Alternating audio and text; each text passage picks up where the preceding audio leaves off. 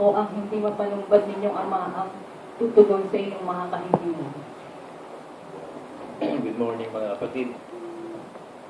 Purihin ang ating Panginoon sapagkat dumarating yung panahon na nililinis tayo ng Diyos at maging seryoso tayo. Maraming nagaganap sa buhay natin na hindi maipaliwanag. Pero isa lang ang batayan natin, it will work out together for good.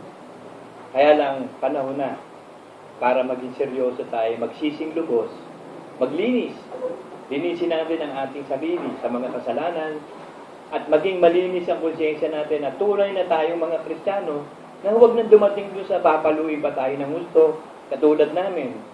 Pinapalo kami ng Panginoon para ituwid. Yun ay para sa kabanalan eh. Lahat tayo nagkukulang, nagkakasala, lalo na ako. Pagkat ako yung pinuno eh. Isang pagkakamali ko lang, papaluin ako ng Panginoon. Si baby, isang propeta, isang pagkakamali lang, papaluin na pa para maituwid. At talagang tunay na tayong susunod sa kalooban ng Diyos. Yan ang mensahe sa atin ng Panginoon na I wanted to be cleansed. Gusto ko na maging malinis ako, maging banal ako. Kailangan gustuhin nyo, loobin nyo. Nasa Mark 1:40-41 yan.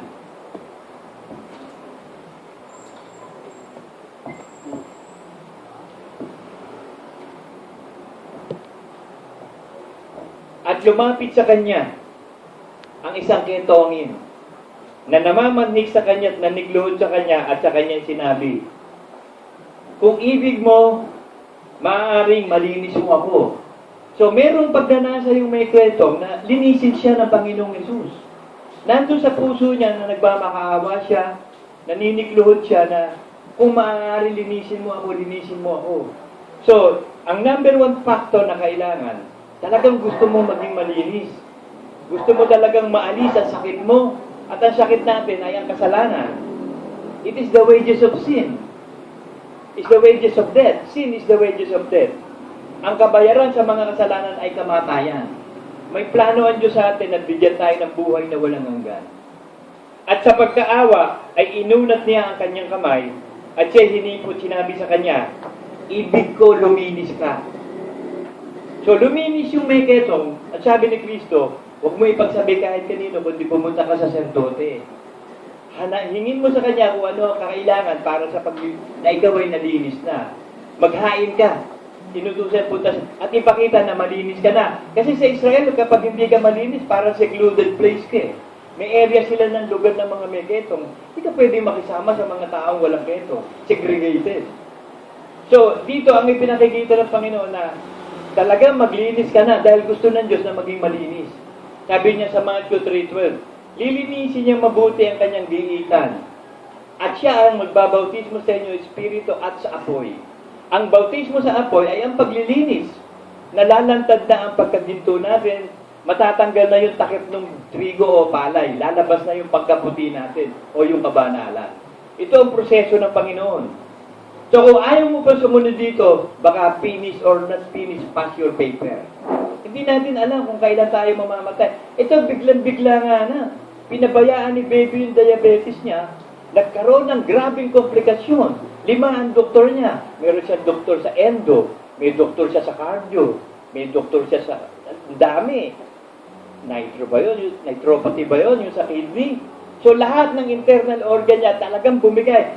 Binuhay lang ng Diyos si baby dahil may plano pa sa amin, may plano pa sa kanya. Pero napakatindi nitong grabing pagsubok na dinadaanan namin. Kaya madalas akong maglalagay doon sa natin, sa ligayan, pray for us. Pray for us that God support us the monetary support. Pagkat napakatindi. Kung sa iba-iba lang na walang Diyos, hindi mo kakayanin eh. Nakakaya ko dahil sa pamamagitan ng Diyos, nakakaya namin dahil may Diyos kami. At nakikita ko na hindi siya talaga pinababayaan ng Diyos. Kahit maliit na detalye, sinusuportahan siya. Sabi ko, palakas ka mabuti, mamamasyal pa tayo dyan sa Tanay, sa Antipolo. Mamamasyal pa tayo ng mga apo ko. Kahit wala pang apo, magkakaapo ka, mamamasyal pa tayo. Bubuhayin ka pa ng Diyos. Basta magpakabanal ka lang, magpakalinis na tayo. Siguraduhin natin tayo sumusunod sa Word of God. Tiyakin natin tayo nagpapakalinis. God wants us to be cleansed. but desire to be cleansed. Thy kingdom come, thy will be done on earth as it is in heaven. Yung kaharian ng Diyos sa langit, magaganap dito sa kaharian dito sa lupa. Kung loloobin mo na maging malinis ka, loloobin din sa langit. Kaya sabi ni Kristo, ibig ko maging malinis ka. Kasi naninikluhod yung may ketong eh. Gusto niya, linisin siya. So, nandun yung seriousness eh. Taimtim tayo, hindi tayo hipokritong mga Kristiyano. Tunay na Kristiyano tayo, na humihingi tayo ng awa sa Diyos, nalinisin tayo dahil lagi tayo nagkakasala. Lagi tayo nagkukulang. Akala mo wala kang kasalanan, pero meron. Lagi, walang matuwid o mabuti sa lupa na hindi nagkakasala, sabi ng Diyos. Isaiah 1:16.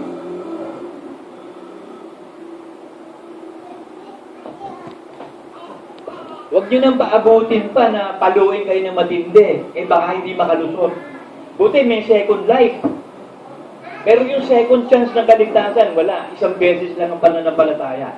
Yung second life, marami yan eh. Pangalawang buhay na to, eh, binubuhay pa tayo ng Diyos para magsisi. Para matakot sa Kanya, sundin ng kalooban niya. Ito sinasabi sa 1:16. Maghugas kayo, maglinis kayo. Alisin ninyo ang kasamaan sa inyong mga gawa sa harap ng aking mga mata, maglikat kayo at ng paggawa ng kasamaan. Maglikat kayo sa paggawa ng kasamaan. So, huwag ka maging intentional ng kasalanan. Alam mo yung utos ni Kristo, eto, bakit sinasadya mo pa? Eh, paano kung paluin ka at hindi ka makalusot? Buti kung palusutin ka pa ng Diyos. Eh, paano kung 6 feet below the ground? Kasi ang kamatayan ng tao, walang nakakaalam, walang premonition. Bigla na lang darating yan. Hindi mo nalalaman, bigla darating. Eh, kung hindi ka handa. Eh, kung araw-araw tayo naglilinis, araw-araw tayo nagpapakabanal, dumating man ang kamatayan, walang problema, ligtas ka eh. Sabi ng 2 Corinthians 7:1.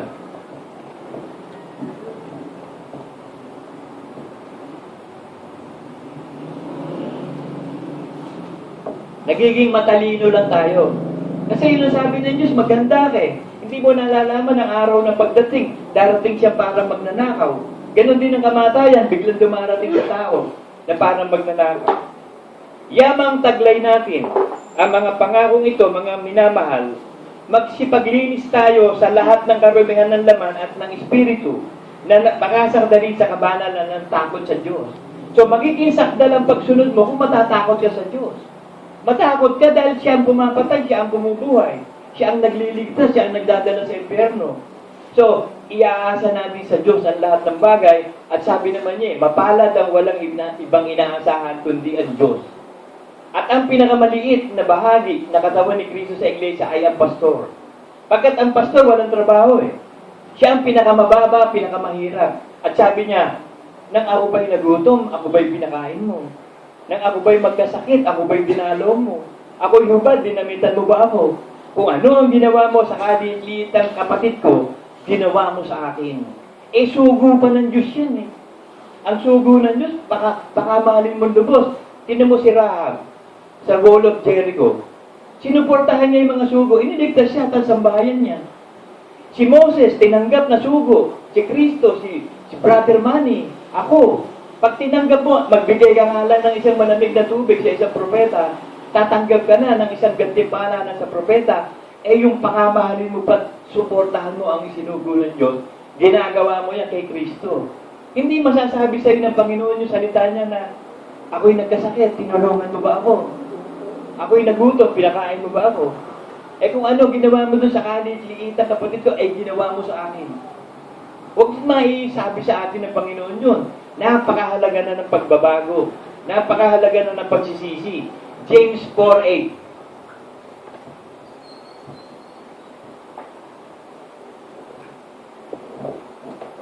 Alam niyo, mahal na mahal tayo ng Diyos eh. Kasi lagi tayong itinutuwid. Sabi niya, ang ibinibilang niyang anak, itinutuwid niya.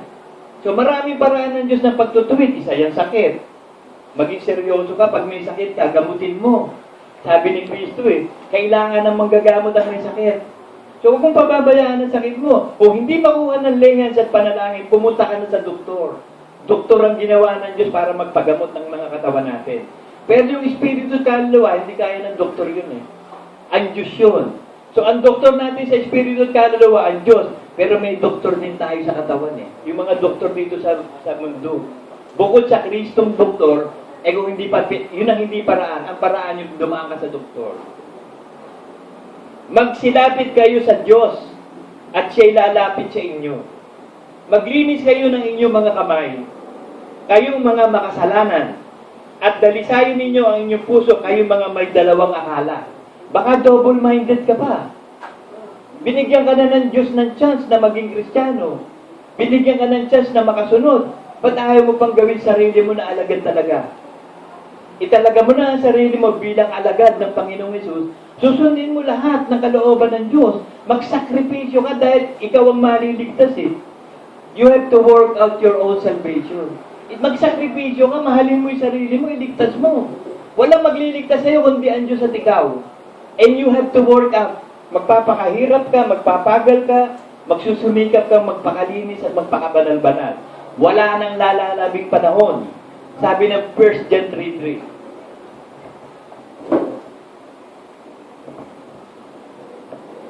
Ang sino mang mayroon ng pag-asang ito sa kanya ay naglilinis sa kanyang sarili, gaya naman niyang malinis. Ano ba yung pag-asa natin? Yung kaligtasan ng kaluluwa. At hindi tayo mamamatay, may plano ang Diyos sa atin. Hindi tayo mamamatay sa iglesia ng Palatio kung mananatili tayo magpapakalinis, magpapakabanal, kasi siya yung pumapatay eh.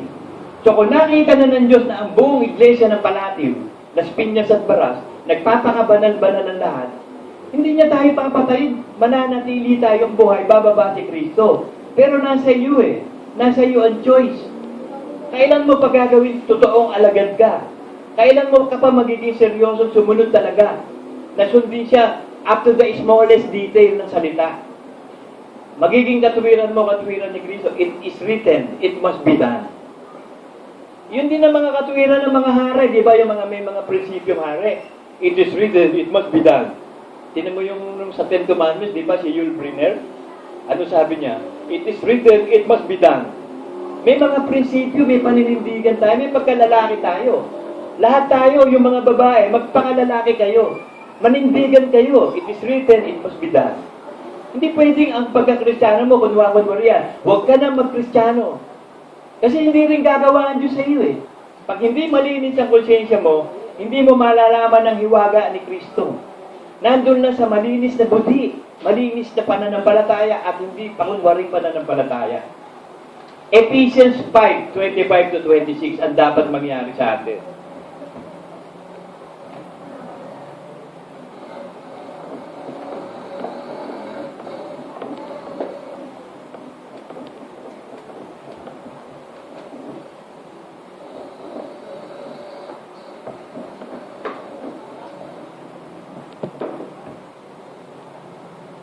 Mga lalaki, ibigin ninyo ang inyong asawa.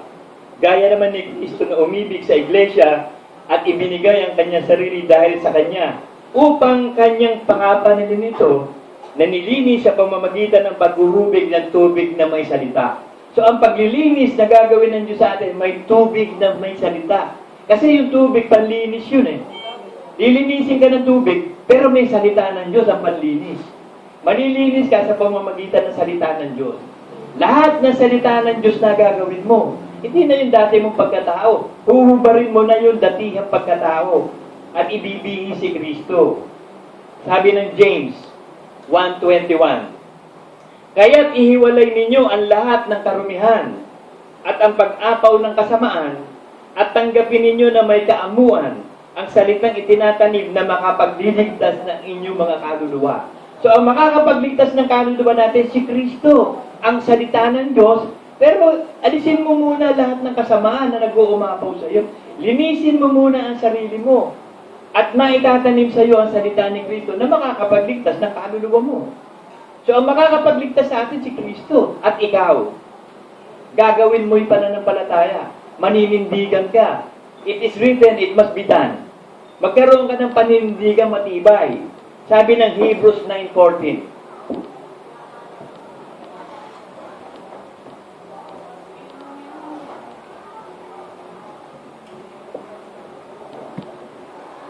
Gaano pa kaya ang dugo ni Kristo na sa pamamagitan ng Espiritu na walang hanggan ay inihandog ang kanyang sarili ng walang bahid dungis sa Diyos ay maglilinis ng inyong budhi sa mga gawang patay upang maglingkod kayo sa Diyos na buhay.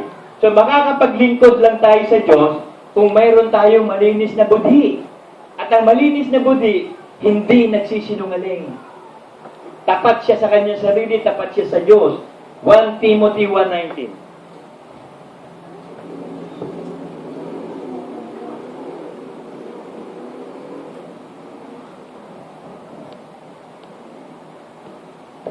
Naingatan mo ang pananampalataya at ang mabuting budhi na nang ito itakwil ng iba sa kanila ay nabagbag tungkol sa pananampalataya.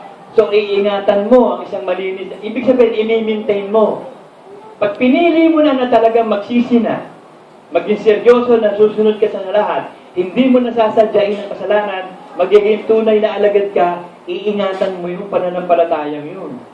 Araw-araw mo sasabihin sa sarili mo, na ako magiging totoo na Panginoon, tulungan mo ako, magiging seryoso na ako, magpatakabanal-banal na ako. Kasi confession you have to confess by your mouth that Jesus Christ is your Lord. So sasabihin mo sa sarili mo, Word of God And faith cometh after hearing and hearing the Word of God. Ang pananampalataya dumarating sa pakinig at pakikinig ng salita ng Diyos. So sabihin mo sa sarili mo salita ng Diyos para makapanampalataya ka. Sabihin mo na sabihin, love conquers all. Love never fails. And love always hope. Kasi kailangan sabihin mo sa sarili mo para magkapanampalataya ka. Para kang nagtuturo sa sarili mo Tuturuan mo sarili mo You have to feed yourself. Ano papakain mo sa sarili mo? Yun lang pagkain sa katawan, sa labas na pagkain. Hindi, pakainin mo ng salita ng Diyos ang kaluluwa ng Espiritu mo. Araw-araw mo siya pakainin. Practice holiness. Practicein mo ang kabanalan. Araw-araw mo sabihin sa sarili mo na mananampalataya ka, magiging seryoso ka, magiging malinis ang budhi mo. 1 Timothy 3:9. Naingatan ang hiwaga ng pananampalataya na may malinis na budhi. So yung hiwaga ng pananampalataya, ang makakaunawa lang nun, may malinis na budhi. Kasi ang budhi ng tao ay nagiging maitim. Nagiging parang yung aserong bakal sa tigas. Hindi nyo napapansin kahit unbeliever, di ba may konsyensya? Yung iba, kita mo, pag nakapatay ng tao, nananaginip, tapos takot na siya, sabi niya, susuko na ako. Hindi ko na kaya labanan ng konsyensya ko. Ang pinakamabigat na kalaban ay konsyensya. Pagkat nasa iyo lagi yan Kaya pag ikaw ay gumagawa ng kasalanan, ginagamit ng Diyos yung budhi mo. Di ba sinasabi ng budhi mo, sinahatulan ka ng puso mo, lalo kahatulan ng Diyos. Ginawa mo na naman yan, sinadya mo, magpakabanal ka na. Nagsasalita ang budhi natin sa atin makinig ka. Sundin mo yung sinasabi ng budhi, pagkat yan ang ginagamit ng Espiritu Santo sa atin, ang budhi natin, para malinis tayo. Nakatira siya sa budhi natin ng Espiritu Santo. Doon siya nang mamangay sa malinis na budhi. Yung maitim na budhi, hindi pinananahanan ng Espiritu Santo yun. Iba nananahan doon. So mananahan lang ang Espiritu sa budhi natin at makikita natin, makikilala ang hiwaga ni Kristo kung masasanay tayo ng malinis na budhi. Hebrews 10:22.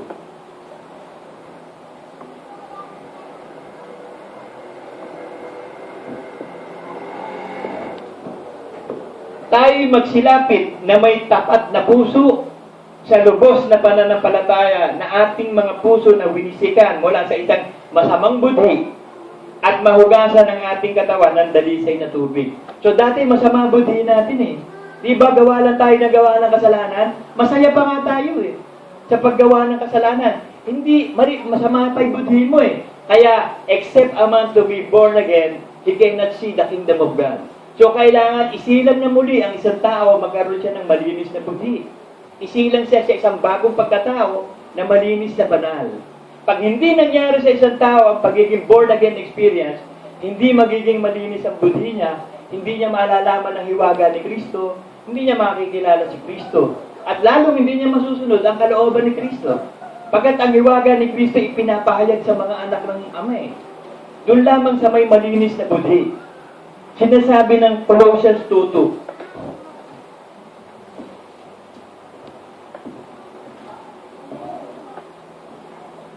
upang mga aliw ang kanilang mga puso sa kanilang pagkakalakip sa pag-ibig at sa lahat ng mga kayamanan ng lubos na katiwasayan ng pagkaunawa upang makilala nila ang hiwaga ng Diyos na sa makatuwid bagay si Kristo. So kung mayroon na tayong malinis na puso, malinis na budhi, pahahayagan tayo ni Kristo ng mga hiwaga niya.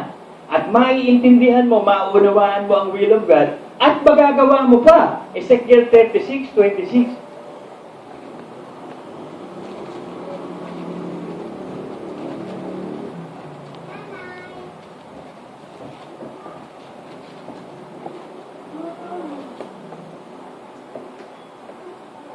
Umpisa natin sa 25 hanggang 28. Ezekiel 36:25. At ako'y magwiwisik ng maluinis na tubig sa inyo, at kayo'y magiging malinis. Sa buo ninyong karumihan, at sa lahat ninyong mga Diyos-Diyosan, lilinisin ko kayo. Napakarami natin Diyos-Diyosan. Yung pera, unang-una pera. Hindi natin maibigay talaga na religiously ang ikaputhandog. Pinipilit pa rin natin magnakaw. Nagiging marumi pa budhi natin. Hindi pa rin tayo nagiging totoo. Marami tayong Diyos-Diyosan. Maaari yung asawa natin, nanay natin, kapatid natin, trabaho, kayamanan, o anumang bagay na ipinapalit mo sa Diyos, yun ay Diyos-Diyosan. Pag ang will of God, pinalitan mo na ng gusto mo, Diyos-Diyosan na tawag doon. Hindi lang yung Diyos-Diyosan talagang Diyos-Diyosan. Kasi napakadaling intindihin nun eh. Mag-ukit ka lang ng itsura ni Kristo eh. Diyos-Diyosan na yun eh. O kahit anong itsura kunin mo, gawin mo Diyos-Diyosan, Diyos-Diyosan eh. Pero ang malalalim na ibig sabihin ng Diyos-Diyosan, yung ipinapalit mo sa tunay na Diyos, yung isang bagay o tao. Pag ipinalitan mo na siya, o di Diyos-Diyosan mo na yun. Hindi yun ang tunay na Diyos. Bibigyan ko rin naman kayo ng bagong puso at lalagyan ko ang loob ninyo ng bagong diwa. At aking aalisin ang batong puso sa inyong katawan at aking bibigyan kayo ng pusong laman. So babaguhin tayo, maboborn again tayo. Magkakaroon tayo ng matuwid na espiritu. Katulad ni David, sabi niya, likhaan mo ako ng matuwid na espiritu sa akin at huwag mong lisanin ako ng Espiritu Santo. Kapag naging matuwid na ang espiritu mo, lilinisin ang konsyensya mo. Ang budhi mo, ngayon titira doon ng Diyos.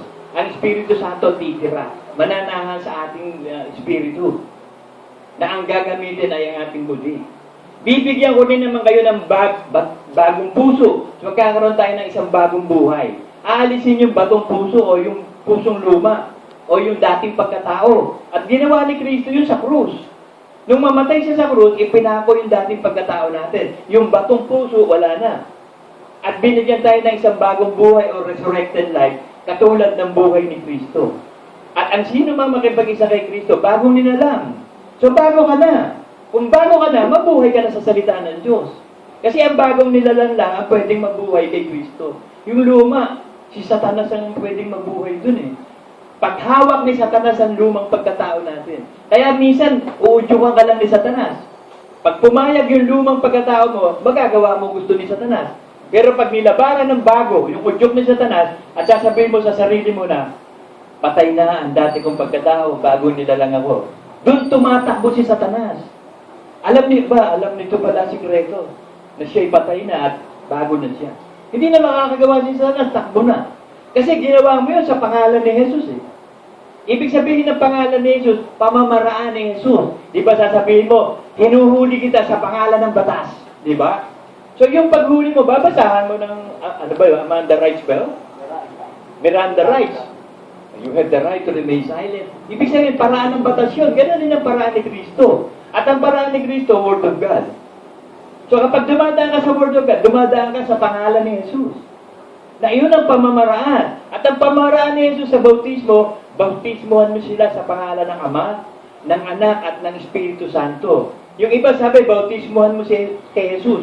Yun yung pamamaraan ni Jesus. Sabi ng ng Matthew, bautismohan mo sila sa pangalan ng Ama, ng Anak, at ng Espiritu Santo. At lahat ng gagawin niyo, do it in the name of Jesus. Kaya lahat ng gagawin mo, i-consider mo muna yung pinakamataas na Diyos, ang Ama, sa pangalan po ng Panginoong Hesus, sa kapangyarihan po ng Espiritu Santo. So kung may pag-pray ka, doon ka dadaan sa Godhead. Daanan mo yung Ama, yung Anak at Espiritu Santo. Kasi yun ang Godhead, yun ang pagka-Diyos. Yun ang kabuuan ng pagka-Diyos nila.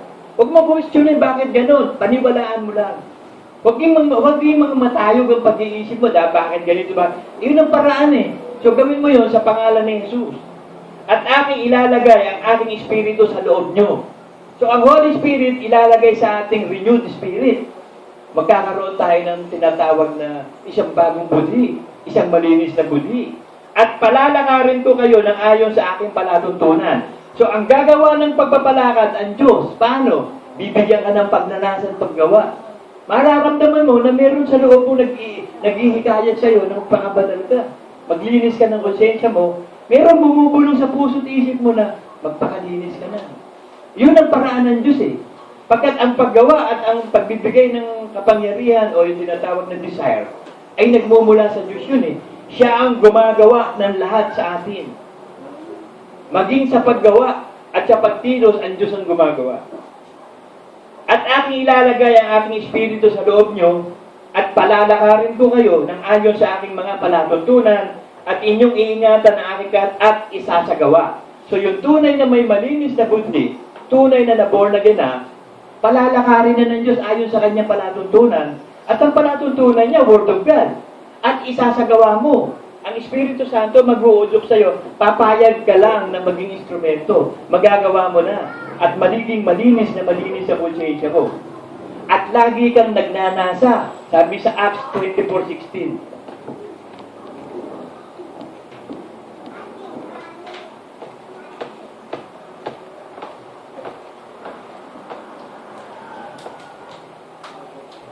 Na dahil nga rito, lagi rin akong nagsasanay upang magkaroon ng isang mabuting budhi na walang kapaslangan sa Diyos at sa tao.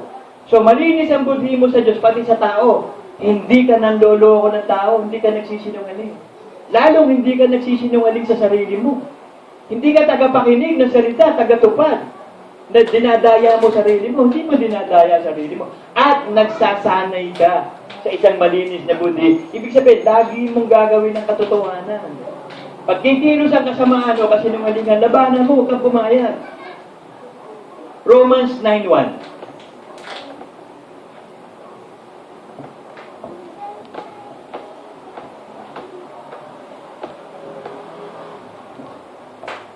Sinasabi ko ang katotohanan na kay Kristo na hindi ako nagsisinungaling, na ako'y sinasaksihan ng aking budhi sa Espiritu Santo. So, ang pagsaksi ng budhi mo na nasa iyo nga ang Diyos, hindi ka nagsisinungaling. Totoo lagi sinasabi mo. At ayaw mong magsinungaling. Minsan nakakapagsinungaling tayo, pero ayaw mong gawin yun. Nagagawa mo lang yun dahil may pagkakataong nangyari na hindi mo sinasadya.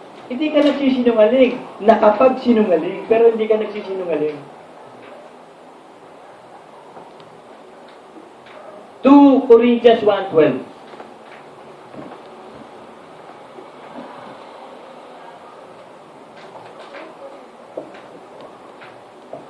Sapagkat ang aming pagmamapuri sa inyo, ang pagpapatuto ng aming mga budhi, ayon sa kabanalan at pagtatapat sa Diyos, hindi ayon sa karunungan ng laman, kundi sa biyaya ng Diyos na kami nag-uugali ng gayon, sa sanglibot at lalong-lalong sagana pa nga sa inyo. Sapagkat ang aming pagmamapuri ay ito, pagpapatuto ng aming budhi, ayon sa kabanalan at pagtatapat sa Diyos. So ang pagpapatuto ng budhi natin, nasusunod natin ang Word of God, kabanalan. Ang kabanalan ay pagsunod kay Kristo, sapagkat ang utos ay mabuti, matuwid at banal. Sa tuwing nagaganap natin ang utos ng Kristo, tayo nagiging banal, matuwid at mabuti. So napatutunayan natin malinis ang budhi natin. Kasi ang sinusunod natin si Kristo, hindi ang dating pagkatao. Sinasabi ng 1 Peter 3:16.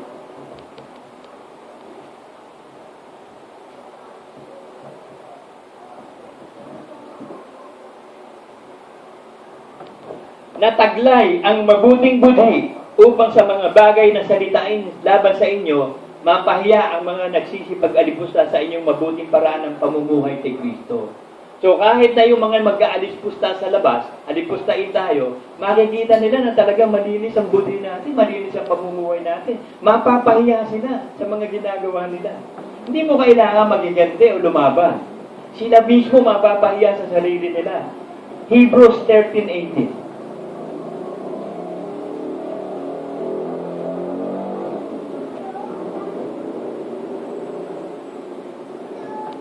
idalangin ninyo kami, sapagkat kami naniniwalang lubos na kami may mabuting budhi, na nagnanasang mabuhay ng marangal sa lahat ng bagay. Kaya ako laging humihingi sa iglesia ng panalangin. 2 beses na ako humihingi sa inyo ng panalangin, di ba? Sa ano natin yan, sa secret group natin yan, sa Ligaya Negri. Lagi ako humihingi, bakit naniniwala akong lubos na ang iglesia makapangyarihan. Natatandaan nyo nung makakulong si Pedro? Nakakulong si Pedro eh. Nagpray ang iglesia. At ang ginawa ng Diyos, nagsugo ng angel, tinanggal yung tanikala, nakalaya si Pedro. Nung kumakatok siya sa pintuan, yung batang babae, lumapit, binuksan. Si Pedro, sabi niya, sino yan? Si Pedro po. Hangal ka ba, nakakulong yun eh. Ang hindi nila nalalaman, yung maninignas na pagnanalangin na iglesia, pinakilos ang Diyos, pinakawalan si Pedro. Ganon din tayo. Kahit sino sa atin na may sakit, may problema, humingi tayo ng dalangin sa iglesia. Idalangin niyo si baby na maging mabilis ang paggaling niya. Idalangin natin sa Diyos na maraming gamitin para suportahan ang aming financial needs. Hindi ko sasabihin ang presyo. Nababayaran namin utik-utik. Napakalaki. It's a fortune. Pero gumawa ang Diyos doon. Napakahirap nun. Dinaanan namin. Parang ang dumadaan sa butas ng karayo. Spiritually, physically, materially. Pero pinalusot kami ng Diyos. Bakit? May Diyos tayo eh. Hindi siya nagpapabaya. At gusto ng Diyos na malinis na tayong lahat. Magkaisa na tayo sa pagmamahalan, pag-iibigan. Maging tunay na iglesia na tayo. Isang nalalabing iglesia sa iglesia na tunay na Kristiyano. Magpanalanginan tayo sa isa't isa. Ito'y, alam niyo ba si Pablo, sinasabi niya, Pilimon, idalangin mo ako sa Diyos pagkat dinidinig ng Diyos ang panalangin mo. Nasabi sa Pilimon yun eh. Tingnan natin ang Pilimon. Kasi dinidinig ng Diyos ang panalangin ng matuwid. Eh, napakarami natin. Meron sa atin na magiging matuwid panalangin, didigin ng Diyos, di ba? So, mas mahalagang lahat tayo nananalangin sa ating mga kapatid.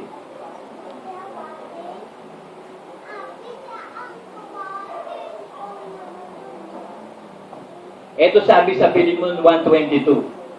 Dadapwat bago ang lahat, ipaghanda mo ako ng matutuluyan. Sapagkat inaasahan kong sa pamamagitan ng iyong panalangin, ipagkakaloob ako sa inyo. Lubos ang pagtitiwala ni Pablo kay Pilimon na sa pamamagitan ng panalangin, titigin ng Diyos. Lubos ang pagtitiwala ako sa iglesia. Kasi kung hindi kayo totoong Kristiyano, wala na kayo. Ba't nandito pa kayo? So, instrumento pa tayo lahat ng pag-ibig. Kaya nag-comment ako doon na ang church sana maging instrument of love and blessing. Ito na yung panahon ng pagtutulungan ng pag-iibigan. Patunayan na natin, tunay tayo mga Kristiyano na talagang concern sa isa't isa, nagmamahalan. Ito na yung baptism of fire. Lahat tayo dadaan sa baptism of fire. Eh kung mapapractice tayo sa kabanalan at panalangin, so sabihin lahat ng Diyos, ang lahat ng dadaanan natin. At sabi naman niya, walang pagsubok na hindi natin kaya. Naglagay siya ng pagsubok na nagbigay din siya ng paraan para makailan dito. Pagkat mahal tayo ng Diyos eh.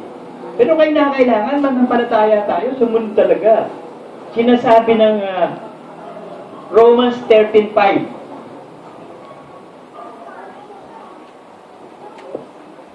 Alam nyo, ito isang pagkukulang ko at pagkakamali ko, baka dito ako pinalo ng Panginoon eh. Kasi hindi ako nagpapasakop sa otoridad talaga eh. Yung mga blue boys dyan, mga pulis-pulis, tinatakbuhan ko lahat yan eh.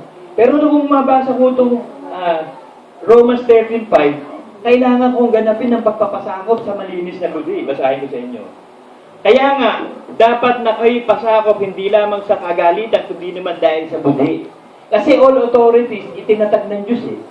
Yung mga authorities sa kalye, ginagawa ko kasi pag pinapara ako ng pulis o ano man, huhulihin ako, wala akong helmet, tinatakbuhan ko yan eh. Eh, iniisip ko, wala namang baril. Hindi ako babarilin. Habulin mo ko. Ganon din ang kaso. Oh, eh, merong isang case nangyari nun sa amin. Tatay ko, buhay pa. Nanood kami ng sine, kaling kami Mega Mall. Dumaan kami dito doon sa St. Paul's at madilim yun eh. Eh, meron pala doon checkpoint. Di humaharurot kami. Nakita ko, pinalast light ako, tapos sinigawan ako ng palit na para. Meron silang, ewan ko, megaphone yun, o speaker ng kotse. Para, sa tabi. Eh, baliwala sa akin, dumiretso ako ng takbo. Biglang nagwangwang, hinahabol kami. Sabi, tumigil ka sa tabi, tumigil. Titigil kami sa tabi. Pagtigil sa tabi, nakita ko nag-position na yung mga pulis. Siguro ano nila yung paraan ng pag yung may magaganap na baka kargado kami, di ba? Nakita ko iba yung ilos ng pulis. Maya-maya lumapit sa akin yung isang pulis, nangangatog yung kamay. Sabi niya, lisensya niyo. Pero nangyari ko, natatakot ko. Kasi nanginginig yung kamay. Di kinuha ko, inabot ko. Tapos nakita ng tatay ko yung isang pulis. Magkakilala pa na silang dalawa. O pare, sabi ko, pasensya na ko kayo kasi hindi ko napansin na pinalastay ko naman. Kaya wala naman ho kasi ano ba kaso?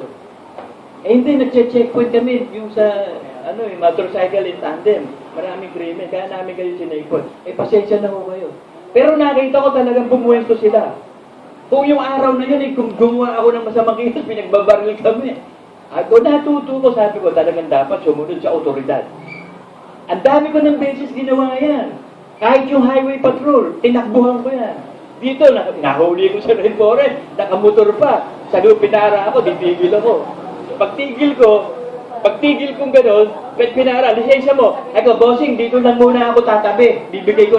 Ang ginawa ko, dumiretso ko doon, papunta sa Pasig General. Tinakbuhan ko, nakamotor. Ako, di habulin mo ko.